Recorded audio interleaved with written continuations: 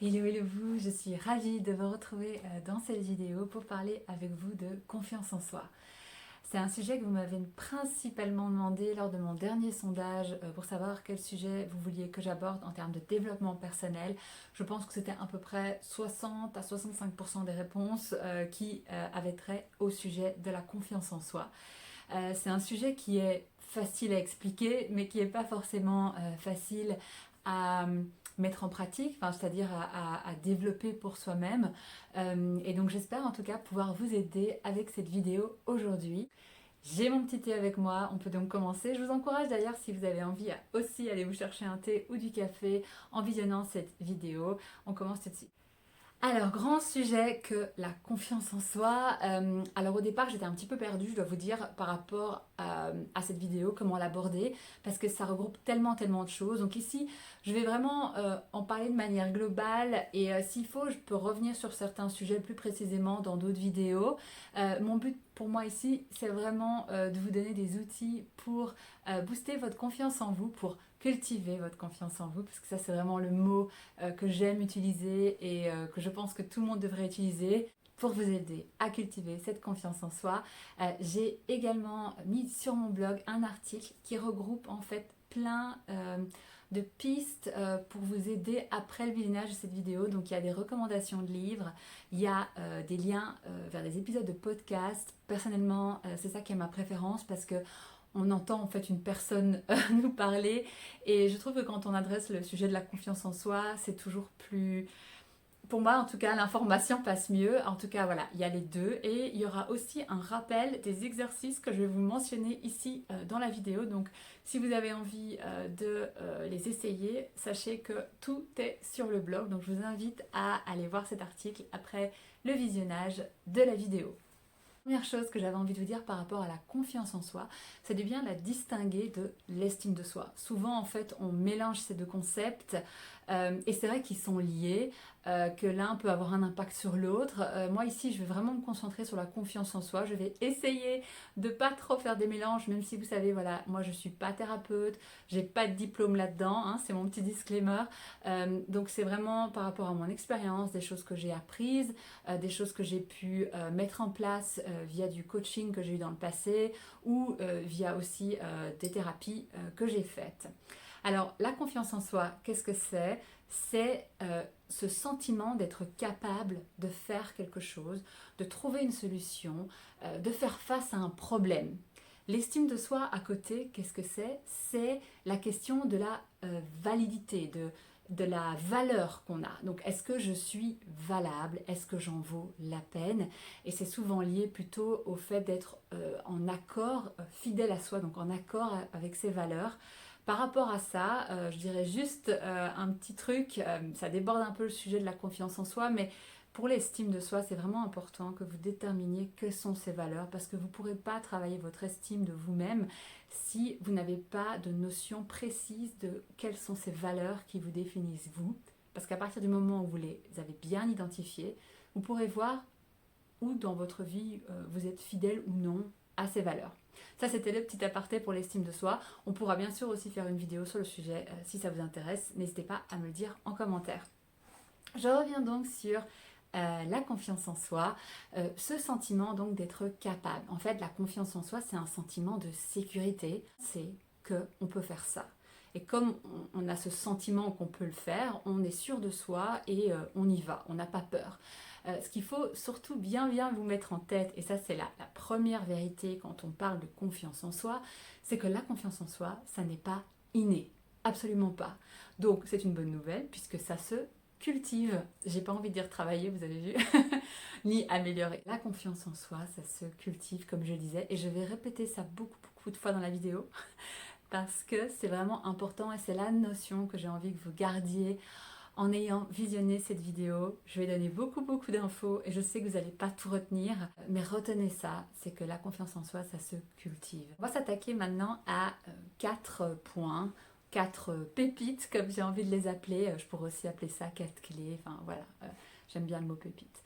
4 pépites qui vont vous aider à comprendre l'idée, la notion de la confiance en soi et de voir ce que ça requiert de vous.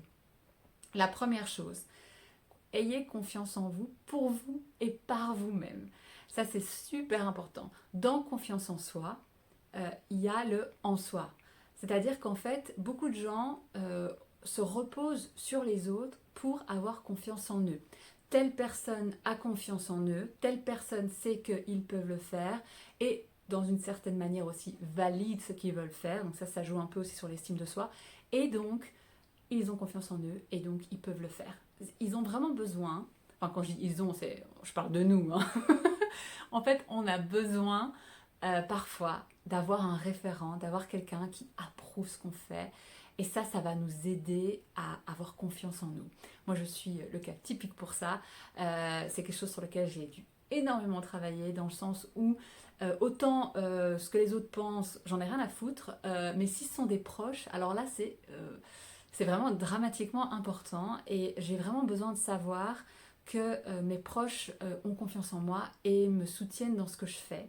Et souvent, en fait, j'allais aussi vers une figure autoritaire ou paternelle. Alors, telle personne, généralement donc un homme forcément, figure paternelle ou autoritaire, approuve ce que je fais, pense que je fais les choses bien. Et donc, du coup, ça me donne confiance en moi.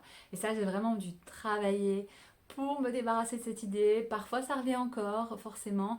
Mais sachez que la confiance en soi, c'est votre responsabilité. C'est pas la responsabilité des autres. Et c'est pas quelqu'un d'autre qui va vous donner confiance en vous. Si vous faites dépendre votre confiance en vous des autres, elle va être bancale, elle va être fragile. Dès que cette personne sur laquelle vous reposez votre confiance en vous-même vous lâche, votre confiance en vous vous lâche aussi. Et ça, c'est pas possible. Ça, c'est quelque chose que vous devez vraiment bien imprimer. C'est votre responsabilité. La deuxième pépite que j'avais envie de vous mentionner, et elle est vraiment liée à la première, c'est qu'il faut vous défaire du jugement des autres. Les autres sont importants et c'est important de pouvoir réagir de manière positive à une critique, bien sûr si elle est constructive, mais avoir suffisamment d'ancrage en ce que vous faites pour ne pas vous laisser tout le temps mener en bateau, zigzaguer par rapport aux desiderata des autres. Moi, par exemple, quand j'ai lancé mon blog, il y a des gens, ils n'ont pas compris, vous voyez. Et puis, c'était pas toujours évident de faire face au jugement, mais je suis tellement certaine au fond de moi que ce que je fais a du sens et que j'aime ce que je fais, que finalement, ce que pensent les autres n'a pas beaucoup d'importance. Si on raisonne plus loin, vous n'aurez jamais tout le monde qui est d'accord avec vous ou tout le monde qui a le même avis par rapport à vous. Et donc, en voulant plaire aux autres, vous allez vous oublier, vous n'allez pas faire ce que vous voulez. Et dès lors, vous allez perdre confiance en vous parce que vous réalisez rien de ce que vous voulez faire. Mais au final, c'est pas pour ça que les autres vont arrêter de vous juger. Donc même quand vous essayez de vous plier au jugement d'autrui, vous n'arriverez pas forcément à échapper à ce jugement. En fait, vous n'y échapperez pas. Donc autant faire ce que vous avez envie de faire. C'est vraiment important pour votre confiance en vous et votre valorisation. Troisième pépite, ça c'est vraiment un point super important qui a été super dur pour moi et que je travaille encore, c'est cultiver son imperfection. Dans cette idée justement qu'on ne peut pas plaire à tout le monde, il faut accepter aussi ses imperfections. Les imperfections, c'est super important. Si par exemple vous voulez toujours montrer que le meilleur côté, on va dire, de vous-même, vos points positifs, et être dans le déni de ce qui vous définit et qui est un petit peu moins positif par rapport à votre personnalité, chaque fois qu'une personne va vous confronter à ces choses qui sont pour vous moins sympas, vous allez perdre confiance en vous. Vous ne pouvez pas toujours être dans la lumière, vous avez des points d'ombre et ça c'est important de les accepter. Moi je sais par exemple que c'est pas évident de travailler avec moi. C'est-à-dire que je peux vite m'énerver parce que je stresse, parce que c'est pas comme je veux et j'en suis bien consciente et je ne mets absolument pas ça sur le dos de l'autre. Je cherche pas en fait la faute chez l'autre, c'est juste que j'exprime mon stress comme ça et je sais que c'est un point vraiment pas terrible et c'est chiant pour les autres. Heureusement, quand je pars dans une de ces envolées, je redescends et bien sûr je m'excuse, mais je suis consciente. Si quelqu'un me fait un reproche par rapport à ça, je peux l'accepter et je sais que je suis comme ça. Et bien sûr, c'est quelque chose que j'ai envie finalement de travailler. J'ai envie de pouvoir rester aussi un peu parfois plus stable par rapport à mes émotions, mais je suis comme je suis et si quelqu'un me fait une remarque par rapport à ça, je peux l'accepter parce que je sais très bien que cette personne a raison et ce qui me définit, c'est que je suis effectivement cette personne qui stresse super vite et qui donc peut s'énerver très vite. Ça n'a pas l'air comme ça, mais je vous jure que c'est vrai. Donc, cultivez vos imperfections, ayez conscience de vos imperfections, de vos défauts, et à partir de ce moment-là, accueillez-les aussi. Accueillez vos défauts. Vous n'êtes pas juste que des qualités. D'ailleurs, ce serait trop chiant si tout le monde avait que des qualités. Souvent, ce que je trouve qui est le plus charmant chez une personne, ce sont ses défauts. On dit ça souvent, voilà, des défauts physiques, mais c'est vrai aussi pour les caractères. Il y a énormément d'humour en fait là-dedans parce que souvent les défauts des autres, bah, on les voit constamment, c'est répétitif et moi personnellement ça me fait rire, je me moque pas d'eux, mais c'est plus pour moi touchant, c'est ce qui fait qu'ils sont eux. Donc cultivez votre imperfection. On passe maintenant à la quatrième pépite, la dernière, qui concerne vos peurs. En fait, il faut réaliser que beaucoup des peurs que l'on a sont imaginaires. Elles ne sont pas réelles. On a tendance à toujours finalement craindre le pire. Je crois que c'est vraiment propre à l'humain. On sait par exemple qu'on a raté quelque chose dans le passé, donc ça va d'office se répéter, on a peur que ça arrive. Pour vous donner un exemple, j'ai raté, attendez que je dise pas de bêtises, 2 fois mon permis de conduire, oui, je l'ai eu au 3e coup. J'allais dire 3 fois, mais non, je l'ai raté juste 2 fois. Parce que la première fois, donc c'était encore l'époque où il fallait faire les manœuvres au centre de test. Hein. Vous n'alliez pas vous balader un peu partout pour faire vos manœuvres. Et j'ai raté la première fois pour une connerie dans le sens où j'ai fait 2 petites erreurs et ensuite on m'a mis sur le dos une erreur en fait qui n'en était pas une parce que ils avaient cette nouvelle règle, si vous voulez, qu'il fallait faire semblant qu'on se gare et donc montrer qu'on fermait bien sa porte à clé. Et en fait, moi, ce que je fais, et ce que je fais toujours aujourd'hui, c'est que quand je me gare en créneau et que je suis du côté forcément où les voitures passent, j'attends d'être sur le trottoir pour commencer à chipoter et fermer ma voiture à clé.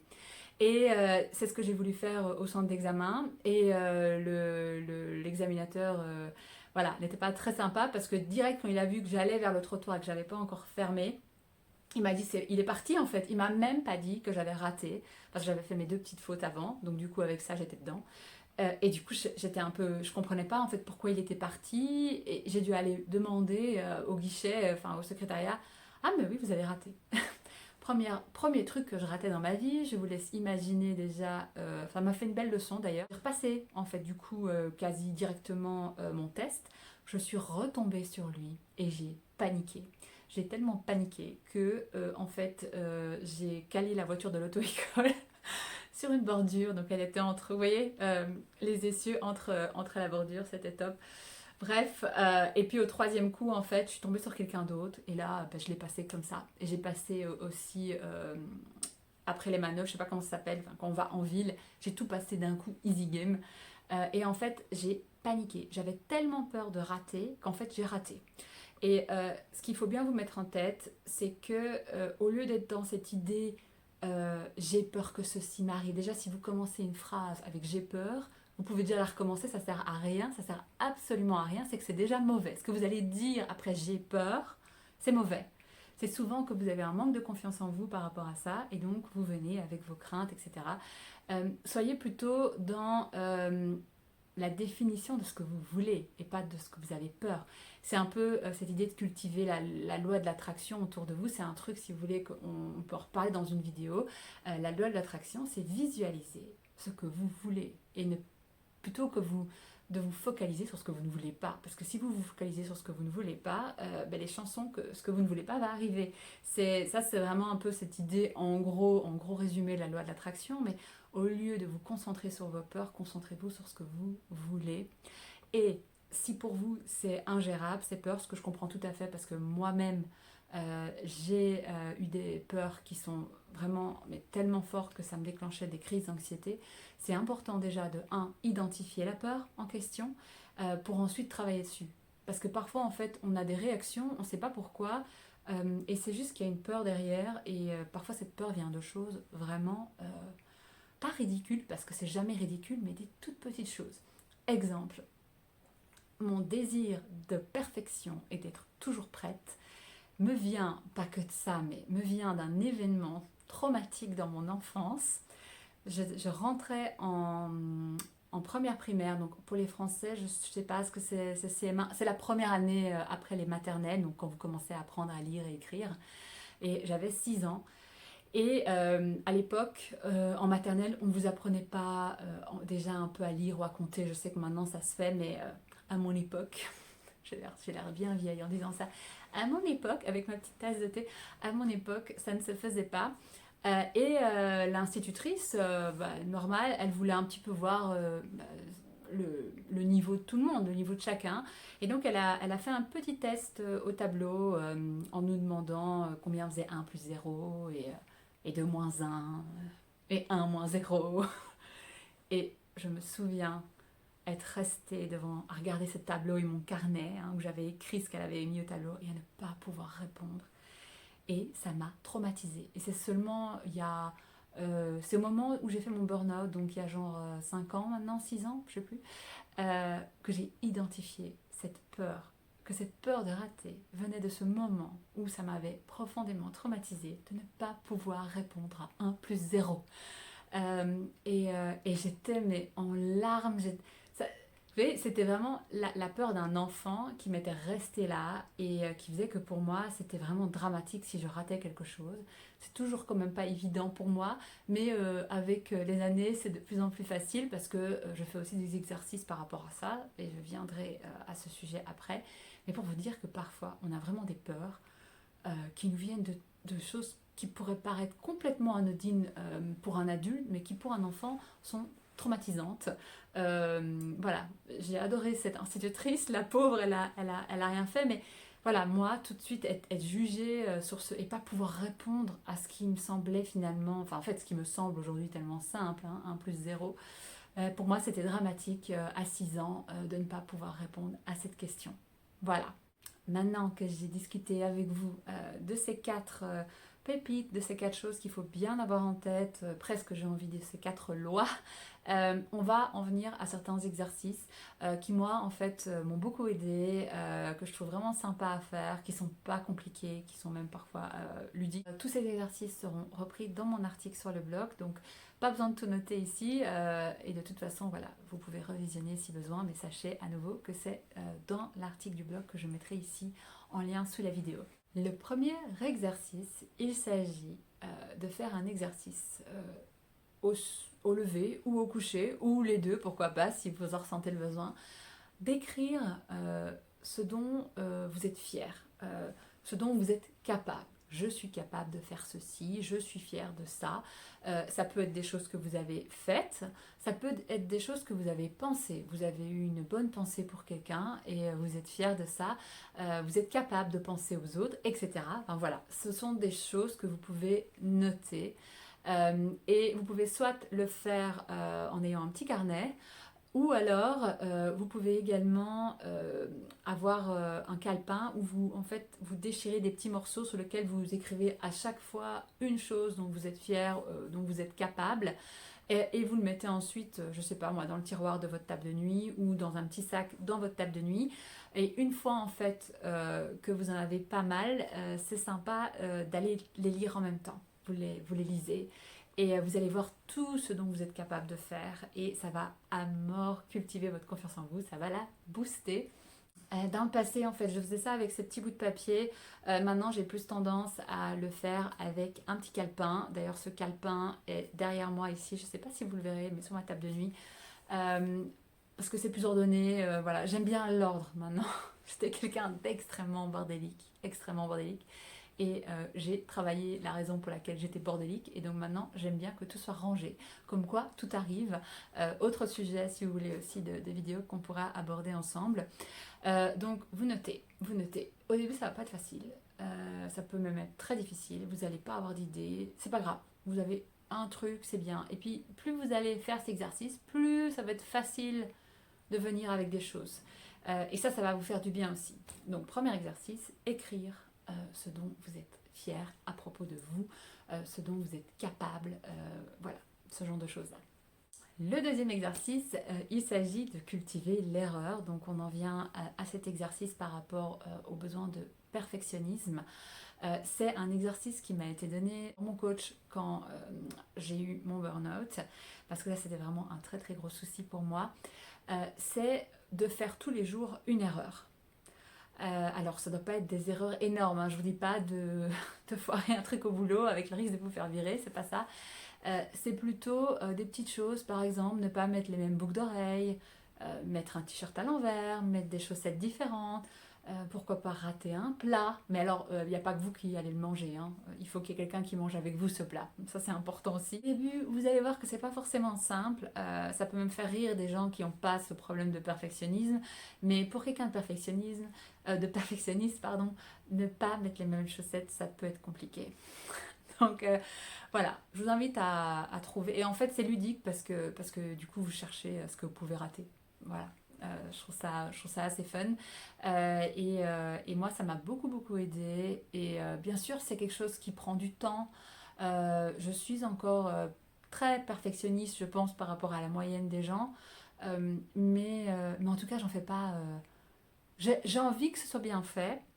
Mais si ça foire, c'est plus aussi dramatique qu'avant, vous voyez. Donc il y a quand même un progrès, et même par rapport au fait de pouvoir sortir de chez moi, par exemple, sans maquillage, sans avoir mes cheveux faits, en pyjama, je m'en fous, mais totalement. Ça pour moi, c'est pas quelque chose que j'aurais pu faire avant. Donc en tout cas, cet exercice fonctionne très bien et je vous le conseille. Troisième chose, la petite histoire de Bouddha.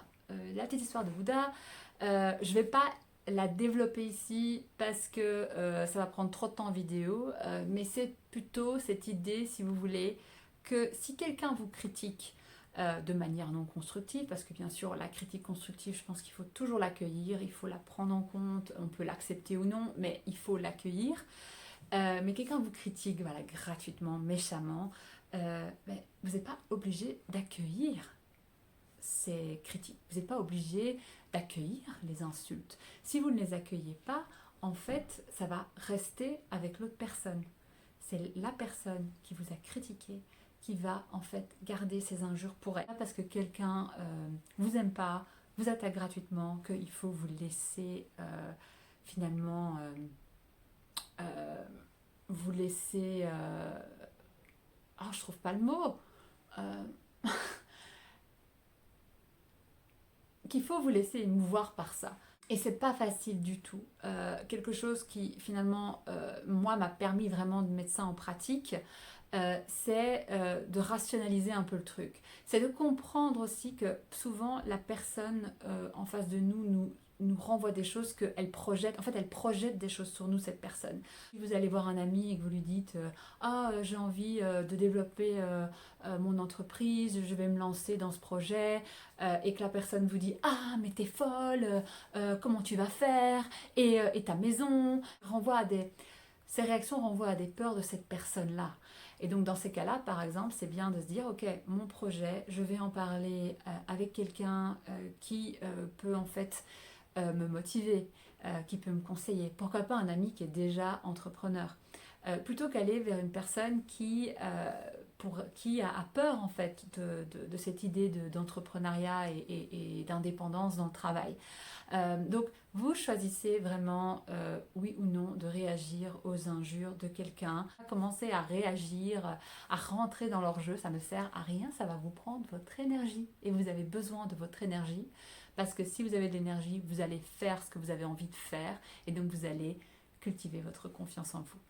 Ne perdez pas de temps avec des choses énergivores qui sont inutiles. Quatrième petit exercice, le dernier pour cette vidéo. Bien sûr, il y a plein d'autres exercices et je suis sûre que vous en trouverez en ligne et dans des livres, mais c'est un exercice qui pour moi était vraiment important pour cultiver la confiance en moi, c'est apprendre à dire non. Apprendre à dire non, c'est très important parce que c'est ce que je disais par rapport à l'énergie.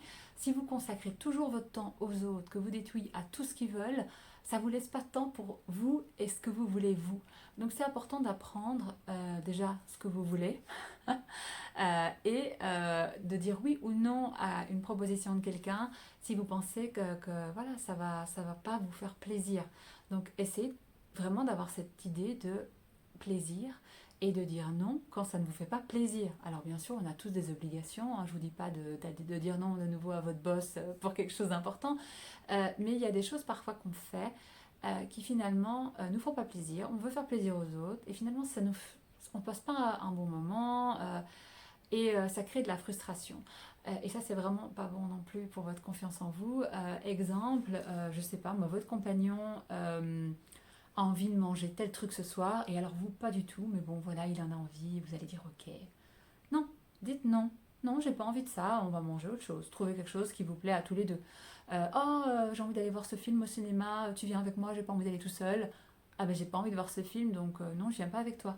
Voilà, c'est cette idée de pas toujours se sacrifier pour les autres. Gardez votre énergie pour vous, pour faire des choses qui vous plaisent, pour passer du temps avec des gens que vous avez envie de voir et pour vous consacrer à vos projets. Cette vidéo se termine, je me rends compte qu'il y avait énormément d'informations et j'espère que c'était pas brouillon. Je vous ai dit, ce sujet n'est pas un sujet évident à traiter, en tout cas pour moi, parce que c'est tellement large et il y a tellement de choses à dire. J'espère que ça aura pu vous aider et faites-moi savoir en commentaire s'il y a des choses qui vous semblent faisables, s'il y a des choses qui sont compliquées pour vous. Faites-moi aussi savoir si vous avez d'autres pistes à partager parce que voilà, je vais lire les commentaires et puis je pourrais les ajouter aussi à mon article de blog. Donc si vous avez des choses à partager par rapport à la confiance en soi et au fait de cultiver sa confiance en soi, je vous remercie d'avance de mettre tout ça là et votre contribution sera ajoutée à l'article du blog. Je vous invite aussi en commentaire à mettre un sujet que vous voudriez que j'aborde en termes de développement personnel. On se revoit très vite et je vous embrasse. Mouah. Ciao.